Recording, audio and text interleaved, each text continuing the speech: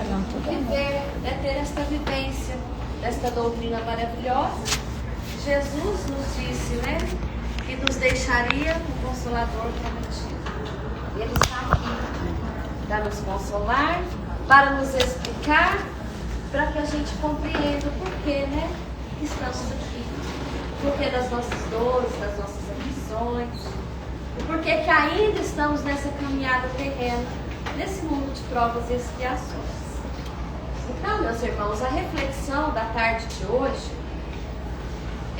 eu trouxe desse livro. A orientação esse ano, a mim, foi assim: leve os nossos livros, como você gosta muito desses livros, sempre está, a cabeceira, sempre está à mesa do meu lar.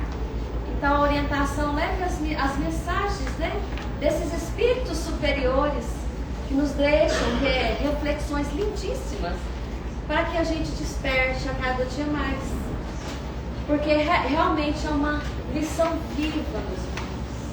Se nós pegarmos um livro psicografado, seja a Bíblia Sagrada, eu sempre falo que a mensagem é viva, Ela foi ontem, ela é hoje, ela é para amanhã.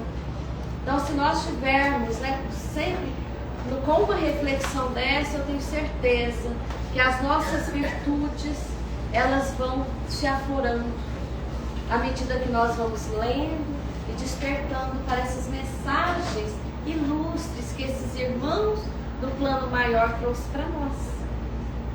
Então, quem sou eu sem a direção desses irmãos ilustres, Quem somos nós? Mas nós somos muito, Só de nós estarmos conscientes que nós precisamos melhorar sempre, nós já estamos no caminho. O caminho que o Mestre nos ensinou, que é um caminho de amor e de perdão. Então, nesse livro, Palavras de Vida Eterna, psicografado pelo nosso querido Chico Xavier, e trazidas as mensagens pelo nosso Espírito Emmanuel, lá na lição 78 diz assim: melhorando sempre. Estamos orando a Deus para que não façais mal algum, não para que simplesmente pareçamos aprovados, mas que façamos o bem. Está lá na Coríntios, 2 Coríntios capítulo 13, versículo 7. Evidentemente, não podes garantir a felicidade do mundo que se encontra de maneira constante sob o impacto das lutas evolutivas que lhe orientam a marcha. Entanto, ninguém está impedido de cultivar o trato da terra em que vive, amparar uma árvore amiga ou alentando uma flor. Certo, não podes curar as chamadas chagas sociais, indesejáveis, mas compreensíveis numa coletiva de espíritos imperfeitos, quais somos ainda todos nós, em regime de correção e aperfeiçoamento. Contudo, ninguém está impossibilitado de proceder honestamente e apoiar os semelhantes com a força moral do bom exemplo. Sem dúvida, não pode socorrer a todos os enfermos que choram na terra. Entretanto, ninguém está proibido de atenuar a aprovação de um amigo ou de um vizinho, propiciando-lhe a certeza de que o amor não desapareceu dos caminhos humanos. Indiscutivelmente, não pode sanar as dificuldades totais da família em que nasceste. Todavia, ninguém está interditado no sentido de ajudar a um parente menos feliz ou cooperar na tranquilidade que se deve manter em casa. Não te afastes da cultura do bem, sob o pretexto de nada conseguires realizar contra o domínio das atribulações que lavram no planeta.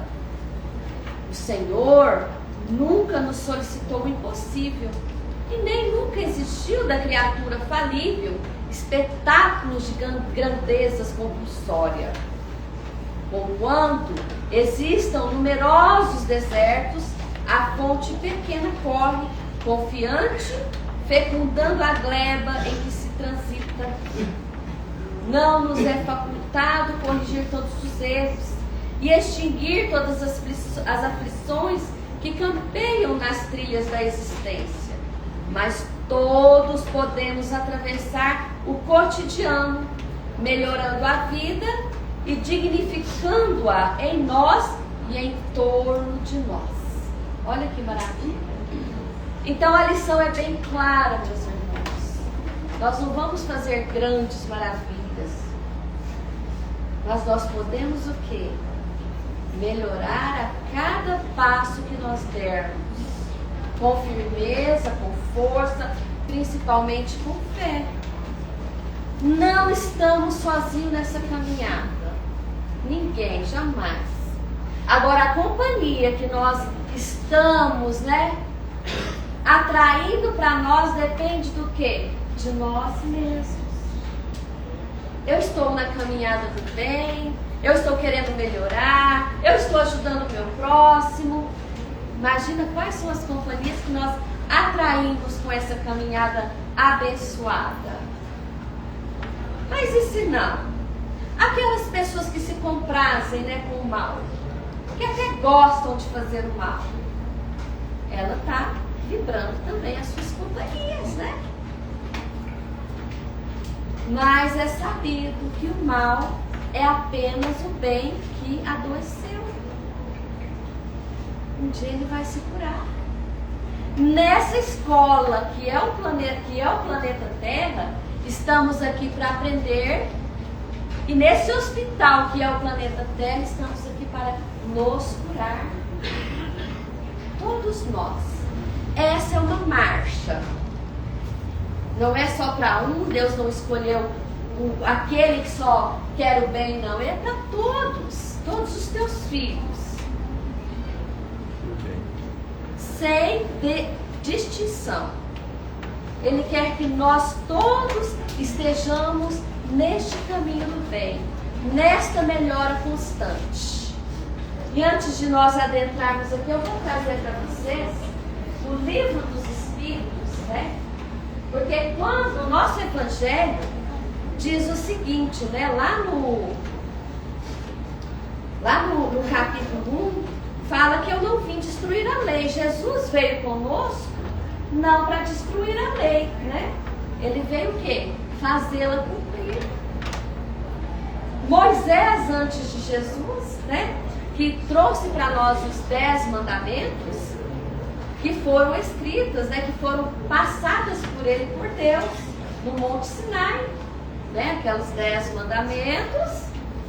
Por quê? Porque naquela ocasião as pessoas precisavam de leis civis mais duras, de andar numa retidão maior, porque ainda estavam caminhando a passos lentos no progresso.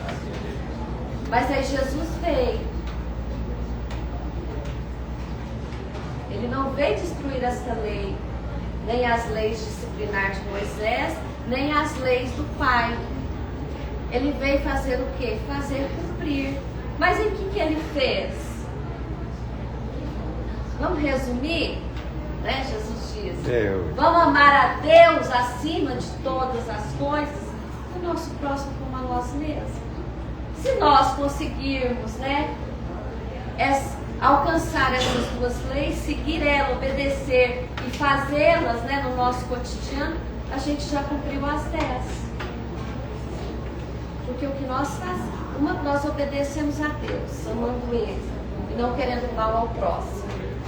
E outra, querendo ao próximo o que nós queremos para nós queremos o mal para nós?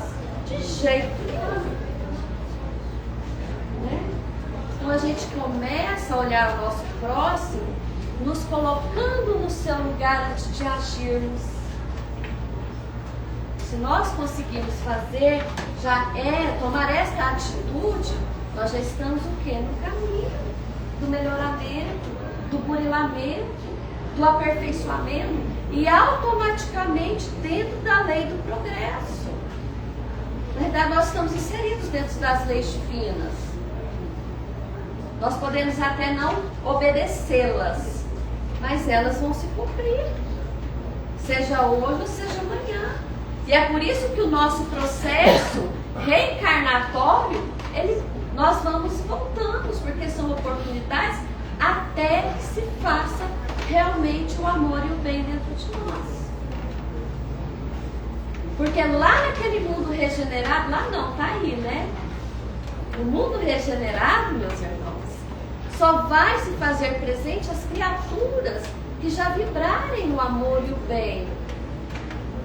O que vão fazer os maus desse planeta regenerado? Se eles não se comportaram, o que eles vão fazer lá, né? É uma lei também do Pai. Ah, então meu pai está me excluindo. Não. Ele está respeitando o seu livre-arbítrio.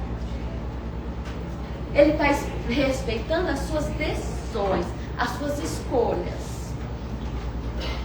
Mas a todo momento ele está te chamando, né? A gente vai ver isso aqui, ó. Na lei divina, lá no livro 3, né, no capítulo 6 do Evangelho, capítulo 1 do nosso livro dos Espíritos, que fala assim, a lei divina.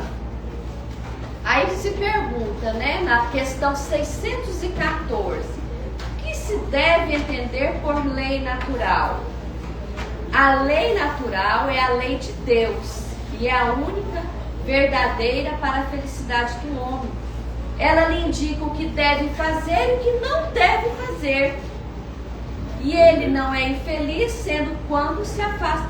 E ele não é infeliz sendo quando se afasta dela. Quer dizer, se ele está dentro dela, ele é feliz. Das leis que o Pai, né, nos coloca para que a gente trilhe, porque ainda somos considerados crianças, né? Que erra, que tem suas imperfeições, mas vai dando oportunidade para a gente crescer, né? Amadurecer espiritualmente. Aí ainda fala assim, a lei de Deus é eterna, na 615 diz, ela é eterna e imutável, quanto o próprio Deus. Essas leis não mudam. As leis da Terra mudam, né? Porque de acordo com que a humanidade, né, vai avançando, vai aprendendo, as leis vão se ajustando. Naquela época de Moisés tinha a lei olho por olho e dente por dente, né? Hoje não, hoje nós conhecemos a lei de amor, porque Jesus veio depois de Moisés. Falou, se lhe bater na face, dê-lhe a outra. Né? Dar-lhe a outra no sentido figurativo é o quê? Perdoe aquele irmão, ele ainda não está na condição, né, de não ferir. Porque quando nós aprendemos, meus irmãos, a amar, nós não ferimos. Nós temos cuidado com o que nós falamos, com as nossas atitudes. Não é verdade? Porque nós nos colocamos no lugar do outro para que a gente haja. Eu gostaria que o meu irmão me tratasse dessa forma. Eu gostaria que ele me agredisse dessa forma, seja verbalmente ou seja fisicamente. Então a consciência, ela desperta. Aí aqui ainda fala assim, na questão 621. E onde está escrita a lei de Deus? Na consciência. Está tudo aqui gravado. Não vai dizer que não aprendeu, porque ela já vem gravada desde o nosso nascimento. Eu sempre digo aqui, quando a gente olha uma criança, a gente sabe que ela já faz assim, ó. Ela já sabe que ela está errando, porque está gravado na consciência. Não vamos usar nossas desculpas para os nossos erros. Vamos despertar para não errar mais. Melhorar a cada momento, a cada dia, a cada oportunidade. Todo momento é momento de oportunidade. Hoje aqui é momento de oportunidade. Eu estou aprendendo algo e esse algo eu vou enraizar e vou passar para aqueles que estão à minha volta. Eu sei que quase todos aqui tiveram, né, imprevistos, dificuldades às vezes para chegar até aqui. graças a Deus chegamos. E aqui estamos mais uma vez.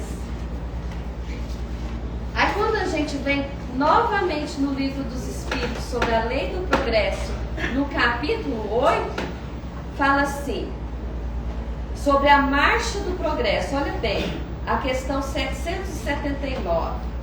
O homem possui em si a força de progredir, ou o progresso não é senão o produto de um ensinamento? Aí a resposta dos espíritos superiores. O homem se desenvolve ele mesmo naturalmente, mas nem todos progridem ao mesmo tempo e da mesma forma. E então que o mais avançado ajuda o progresso dos outros pelo contato social. Aí a gente vai lembrando, né, dos profetas, de Jesus mesmo, que se prontificou a descer à terra para ensinar a lei de amor pessoalmente. Aí dentro dessa nossa doutrina maravilhosa a gente vê os nossos irmãos, né, ilustres, Chico Xavier, de Paulo, Madre Teresa de Calcutá. Eu não sou dentro da doutrina espírita não, meus irmãos. Temos também nas outras religiões, né, que se prontificam, já aprenderam, já evoluíram, não vem mais como provas, vem como missões, já habitam planetas, né, mais superiores, mundos mais elevados, e fala assim, eu me prontifico a descer naquele mundo, né, inferior ao meu, para ajudar os meus irmãos. Olha que lindo, né? Se nós formos pensar assim, e se nós pensarmos que um dia também poderemos estar nessa condição de ajudar, né, de fazer algo pela humanidade, é maravilhoso. Mas por enquanto não estamos nesse patamar, vamos fazer algo por nós, né? Melhorar, acordar o dia e falar assim, hoje eu vou ser melhor que ontem. O que eu posso fazer para melhorar? Até essa semana eu falo que eu gosto muito de ver esses palestrantes nas redes sociais.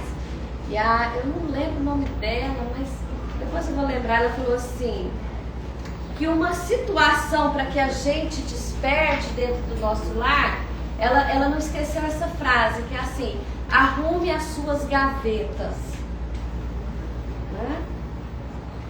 Ela falou arrume as suas gavetas, claro que as nossas gavetas físicas, né, geralmente estão bagunçadas, mas e as nossas gavetas mentais? O que nós estamos guardando aqui, ó? Com que nós estamos nos ocupando? Em vez de estarmos, né, como eu disse para vocês, com um livrinho desse na mão, ouvindo uma palestra edificante, às vezes estamos perdendo muito tempo, né, passando o dedinho naquela tela. Porque é bom, né, só passar, você não precisa se esforçar. Está tudo pronto, né? Vocês sabem que o inimigo, ele trabalha assim conosco? Ele quer nos ver sem pensar, sem agir, na inércia, quietinho, só recebendo a informação, só alimentando daquilo que ele quer para nós. Aí é hora de nós lutarmos, né? É hora de a gente arregaçar a manga e falar assim, peraí, eu tenho domínio da minha vida, o controle absoluto na terra. Mas o Pai tem o controle absoluto. Mas nós precisamos nos esforçar. É difícil? É, né? Não é fácil a gente querer reagir com as nossas próprias imperfeições, ainda em mazelas. Mas se nós não dermos o primeiro passo, não acontece. Porque Deus nos permitiu o livre-arbítrio. Né? Ele nos permitiu. Então, meus irmãos, no capítulo 2 ainda diz assim, né? Que o meu reino não é deste mundo. Jesus já nos tinha deixado essa frase. Mas Jesus ainda complementou que a vida futura é meta que se destina a toda a humanidade. A vida futura. Porque essa vida é de aprendizado, é escola, é hospital. Mas aquela regenerada já é a vida futura, onde nós vamos estar despertados, onde todos naquele mundo regenerado conhecerão Deus, sem exceção. E o amor, ele vai vibrar. E aquele mundo, né, vai viver nos ensinando. Aí tudo que nós tínhamos como resquícios do mal, que ainda vai ter os resquícios, aquilo que nós tínhamos vai se depurar. Porque vai ser mais fácil lidar onde tudo é amor, do que num planeta onde nós precisamos provar que nós somos melhores a cada dia, né? Vem uma prova, vem outra. Nós temos momentos felizes, momentos que até não daríamos conta de viver só com problemas, com aflições. Mas é nesse momento, né, da aflição, dos problemas, que a gente vai despertando, que a gente vai falando: onde o Pai quer que eu melhore? O que o Pai quer me ensinar com esta lição? E é assim que eu vejo, né? Aí quando a gente volta, né, naquelas pessoas que se comprazem no mal, elas sabem que estão erradas, fazem, repetem e até gostam de fazer. Que ambiente que atrai, né? Que ideias que atrai essas pessoas? Então, meus irmãos, até tem um parênteses aqui que fala assim: após a morte continuaremos os mesmos. Só deixamos essa roupagem. A nossa consciência desperta. Aí a gente vai se dar conta do que perdeu, né? Do que não fez. Mas teremos sempre uma nova oportunidade. Mas que a gente precisa aprender, precisa melhorar. Precisa mexer mesmo, burilar. E aqueles que estão na nossa caminhada difíceis, é naquele contexto que a gente vai ter que trabalhar. Vai ter que amar e vai ter que perdoar. Porque se não melhorarmos, não perdoarmos, a gente não segue. Fica preso, né? Então a gente precisa realmente se desvencilhar, né, desses nossos apegos ainda, despertar a nossa consciência e estar nesse caminho que Jesus nos ensinou. Alguém quer falar alguma coisa? Nós vamos continuar aqui, né? Então, meus irmãos, o Evangelho também nos traz, né?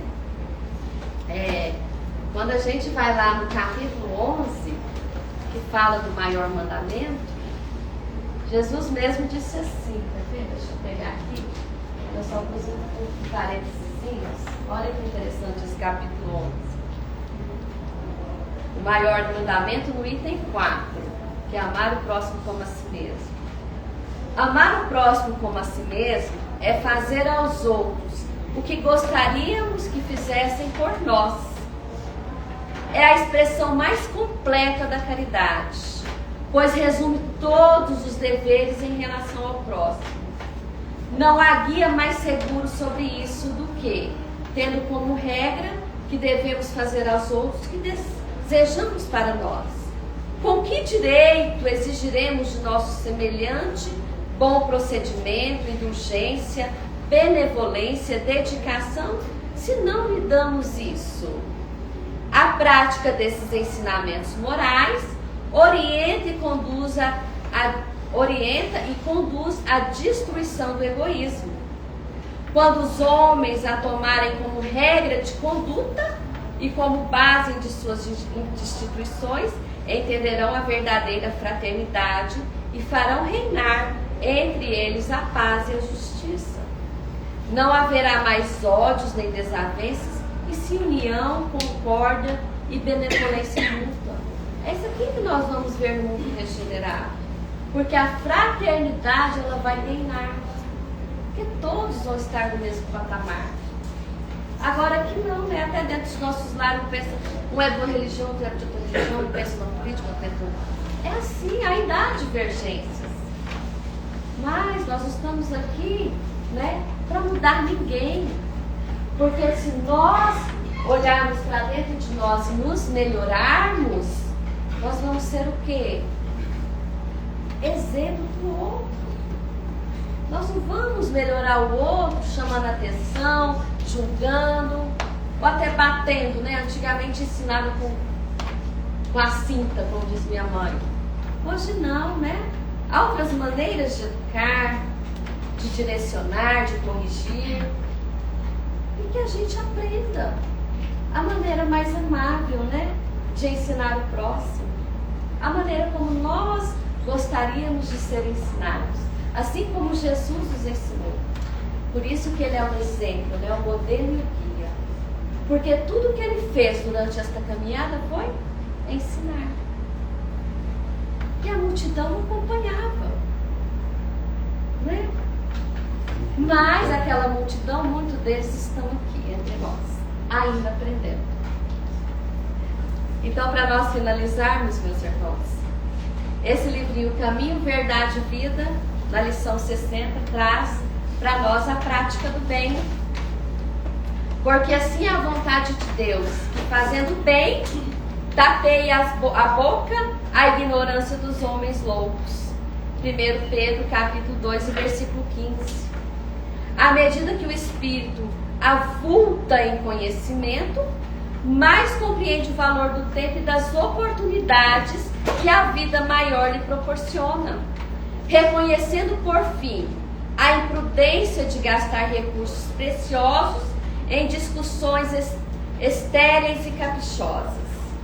O apóstolo Pedro recomenda: seja lembrado que é da vontade de Deus que se faça o bem, impondo o silêncio à ignorância e à loucura dos homens. Uma contenda por perdurar por muitos anos, com graves desastres para as forças em litígio. Todavia, basta uma expressão de renúncia para que a concórdia se estabeleça num dia. No serviço divino é aconselhável não disputar, a não ser quando o esclarecimento e a energia traduzam caridade. Neste caminho, a prática do bem é a bússola do ensino. Antecedendo qualquer disputa, convém dar algo de nós mesmos. Isto é útil e convincente. O bem mais humilde é semente sagrada. Convocando a discutir, Jesus imolou-se. Por se haver transformado ele próprio em divina luz, dominou-nos a treva da ignorância humana. Não parlamentou conosco, ao invés disso, converteu-nos. Não reclamou compreensão. Entendeu a nossa loucura, localizou-nos a cegueira e amparou-nos mais ainda. Então, meus irmãos, todos um dia cansarão do erro e do mal, e assim mudarão a direção e se tornarão homens de bem. Todos, sem exceção, até despertar. Porque essa é a lei de Deus, é a lei para todos, do progresso. Lá no capítulo 17, a gente já trouxe aqui o homem de bem. Faça daquilo a sua leitura diária, para ir enraizando, né? Que nós precisamos mudar dentro de nós. Vamos também fazer isso por Jesus, que veio para nos ensinar. Que Jesus nos abençoe hoje, agora e pelo sempre. Obrigada, Jesus, olhos pelos nossos filhos. Que Ele leve essa paz e esse amor aos nossos lares. Que a gente aprenda a perdoar, a caminhar neste amor e nesta vontade. Que assim seja. Gratidão.